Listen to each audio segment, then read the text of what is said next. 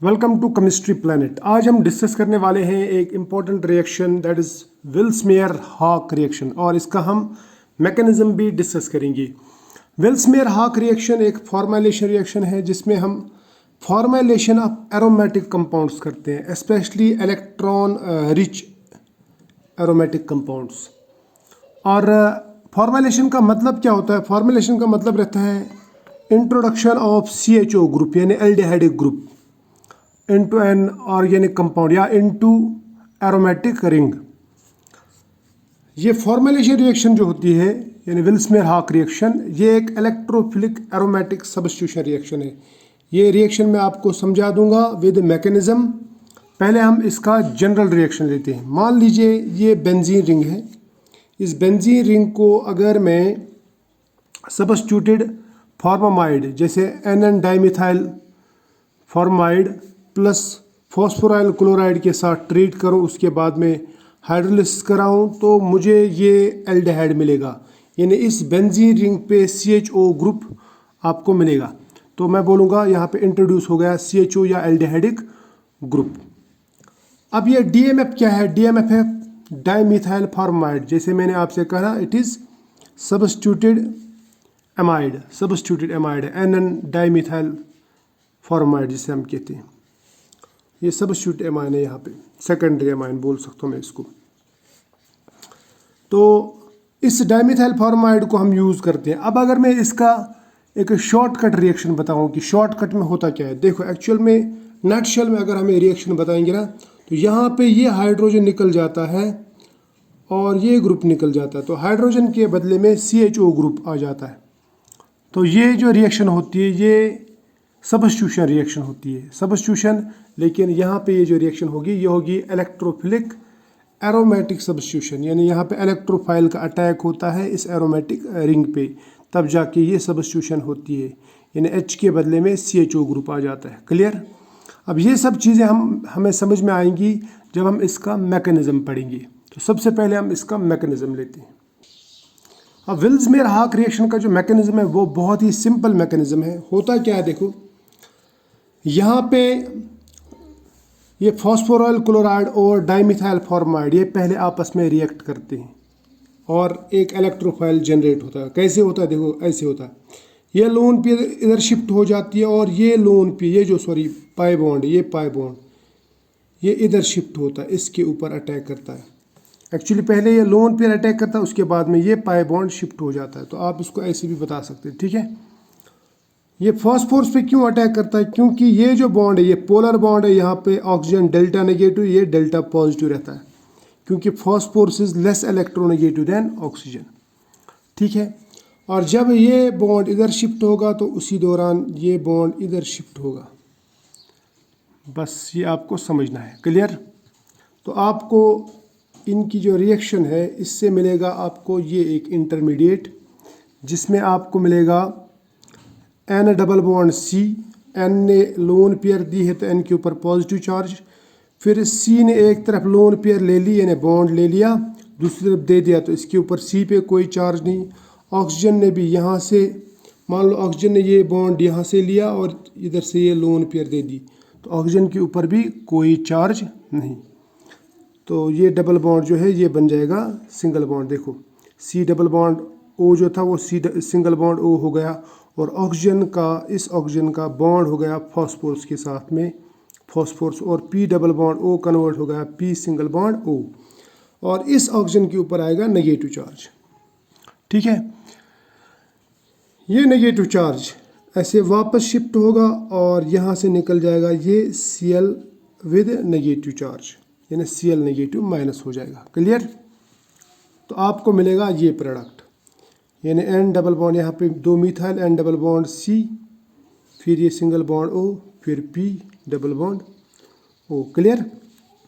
ये होगा यहाँ पे ये यहाँ तक, यानी यहाँ से Cl नेगेटिव निकल गया और हमें ये एक इंटरमीडिएट मिल गया। अब देखो इस इंटरमीडिएट में क्या होगा, इस इंटरमीडिएट में ये Cl नेगेटिव यहाँ पे अटैक करेगा, क्योंकि कार्बन और नाइट्रोजन का जो बॉन्ड है, यहाँ पे कार्बन पॉजिटिव चार्ज बर्दाश्त कर सकता है लेकिन नाइट्रोजन नहीं। क्यों? क्योंकि nitrogen is more electronegative than carbon. तो होता क्या है, ये इलेक्ट्रॉन पेयर इधर शिफ्ट हो जाता है और क्लोरीन यहाँ पे इस कार्बन के ऊपर अटैक करता है। इसने यहाँ अटैक किया, ये इलेक्ट्रॉन पेयर इधर शिफ्ट, तो आपको एक नया इंटरमीडिएट मिलेगा, वो है ये। ठीक, यहाँ पे देखो N सिंगल बॉन्ड C, जो डबल बॉन्ड था पहले वो सिंगल बॉन्ड में हो गया, और यहाँ पे Cl अटैच हो गया, ऑक्सीजन यहीं पे, बाकी सब जैसा का वैसा, राइट। अब उसके बाद में क्या होता है, उसके बाद में देखो कार्बन के ऊपर यहाँ पे ये इलेक्ट्रोनेगेटिव एटम है नाइट्रोजन, दूसरी तरफ क्लोरीन, फिर ऑक्सीजन। तो कार्बन ज़्यादा इलेक्ट्रोनेगेटिव एटम्स को एक साथ बर्दाश्त नहीं करता, तो उससे क्या होता है, ये नाइट्रोजन का लोन पेयर इधर शिफ्ट हो जाता है और यहाँ से ये ग्रुप निकल जाता है, ये वाला ग्रुप विद इलेक्ट्रॉन पेयर। तो मैं बोलूँगा ऑक्सीजन ने ये इलेक्ट्रॉन पेयर ले ली, तो ये निकल जाएगा as O negative, O negative, P double bond O, Cl, ये निकल गया, राइट। पीछे क्या रहेगा, पीछे रह गया ये N double bond N double bond C और single bond Cl, single bond H, ये वाला H, और बाकी ये सब। ठीक, ये जो स्पीशी बन गई, इस स्पीशी को हम कहते हैं क्लोरोइमिनियम आयन, या हम इसे कहते हैं विल्समेयर रिएजेंट, या ये एक इलेक्ट्रोफाइल भी है क्योंकि इसके ऊपर पॉजिटिव चार्ज है। इससे तो जाहिर सी बात है ये आपको इलेक्ट्रोफाइल नज़र आता होगा।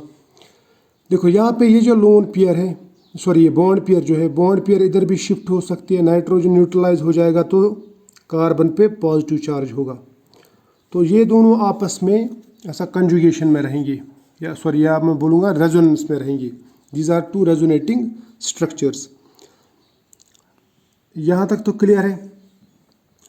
तो इन रेजोनेटिंग स्ट्रक्चर्स में ये वाला ज़्यादा स्टेबल, लेकिन कार्बन जो है, carbon is more electropositive than nitrogen, तो इसलिए पॉजिटिव चार्ज का जो कंसंट्रेशन है वो कार्बन पे ज़्यादा रहेगा दैन नाइट्रोजन।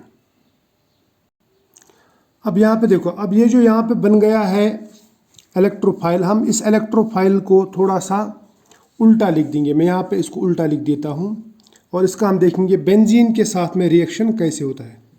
बेंजीन के साथ में देखो, बेंजीन में हर एक कार्बन एक जैसा है और हर एक कार्बन पे यहाँ पे एक हाइड्रोजन है, ठीक है। मान लो यहाँ से ये इलेक्ट्रॉन पेयर ऐसे शिफ्ट हो गई और ये इसने यहाँ पे अटैक कर दिया, ये बॉन्ड इधर शिफ्ट, यहाँ पे इलेक्ट्रोफिलिक अटैक होगा क्योंकि ये इलेक्ट्रोफाइल, ये इस एरोमेटिक रिंग पे अटैक करेगा क्योंकि एरोमेटिक रिंग पे इलेक्ट्रॉन कंसंट्रेशन बहुत ज़्यादा है। तो उससे क्या होगा, ये इधर शिफ्ट हो गया तो हमको मिलेगा कुछ इस तरह का इंटरमीडिएट। अब इस पॉजिटिव चार्ज को यहाँ पे, क्योंकि इसने यहाँ पे इलेक्ट्रॉन फिर इधर शिफ्ट हो गई और उसके बाद इधर, तो यहाँ पे पॉजिटिव चार्ज आएगा। इस पॉजिटिव चार्ज को न्यूट्रलाइज करने के लिए यहाँ से बॉन्ड इधर शिफ्ट हो जाएगा और यहाँ से निकलेगा H पॉजिटिव, ये प्रोटॉन निकल जाएगा। ये प्रोटॉन निकल गया तो हमको ये स्पीशी ऐसे मिलेगी, ठीक। अब इसके बाद में क्या होगा, इसके बाद में ये इलेक्ट्रॉन पेयर इधर शिफ्ट होगा, नाइट्रोजन का लोन पेयर जो यहाँ पे, ठीक, ये इधर शिफ्ट होगा और ये क्लोरीन ऐसे शिफ्ट हो जाएगा, ये निकल जाएगा एज Cl नेगेटिव। तो यहाँ से निकल गया Cl नेगेटिव बाहर, नाइट्रोजन के ऊपर आएगा पॉजिटिव चार्ज क्योंकि नाइट्रोजन ने बनाए हैं 4 बॉन्ड 3 के बदले में। इसके बाद में ये जो इमिनियम आयन बन गया, ये इसका अगर हम हाइड्रोलिसिस करेंगे एट हाई टेम्परेचर तो ये बॉन्ड यहाँ पे ब्रेक हो जाएगा, ऑक्सीजन इस साइड चले जाएंगे और हाइड्रोजन इस साइड, तो हमें ये मिल जाएगा C डबल बॉन्ड O और H, ये बाकी बेंजीन यानी CHO ग्रुप यहाँ पे अटैच हो जाएगा, इसे हम कहते हैं एल्डिहाइड। तो ये हमारा प्रोडक्ट बन जाएगा, प्लस निकल जाएगा यहाँ पे ये CH3 और यहाँ पे HH, ये पॉजिटिव चार्ज जो बाद में अमाइन में कन्वर्ट हो जाएगा सेकेंडरी अमाइन में। क्लियर। अब हम इसके बाद कुछ एग्जांपल्स यहाँ पे डिस्कस करते हैं। देखो, अगर हम फिनॉल, मैंने आपसे पहले ही कहा कि इलेक्ट्रॉन रिच कंपाउंड जो रहते हैं यानी जिनमें इलेक्ट्रॉन डेंसिटी ज़्यादा रहती है, जिनमें इलेक्ट्रॉन डोनेटिंग ग्रुप्स रहते हैं, जैसे OH ग्रुप है, OCH3 ग्रुप है या CH3 ग्रुप, तो इनमें ये रिएक्शन इजीली हो जाती है और आपको पैरा प्रोडक्ट जो मिलेगा, पैरा प्रोडक्ट वो आपको मेजर प्रोडक्ट मिलेगा।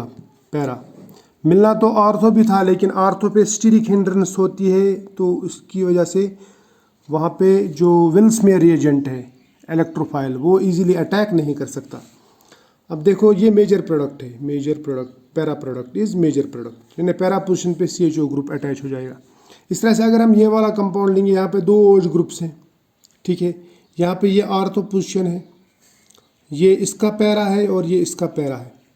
अब यहाँ पे ये वाली जो पोजीशन है, इस ये आर्थो भी है, इसका आर्थो और इसका पैरा, तो यहाँ पे इलेक्ट्रॉन डेंसिटी बहुत ही ज़्यादा होगी, लेकिन थोड़ी स्टीरिक रिपल्शन की वजह से प्रोडक्ट की जो क्वांटिटी है, मेजर प्रोडक्ट की क्वांटिटी वो थोड़ी सी कम हो जाएगी, लेकिन प्रोडक्ट यही आएगा, यानी अटैक यहाँ पे होगा, CHO ग्रुप यहाँ पे अटैच हो जाएगा, ठीक है।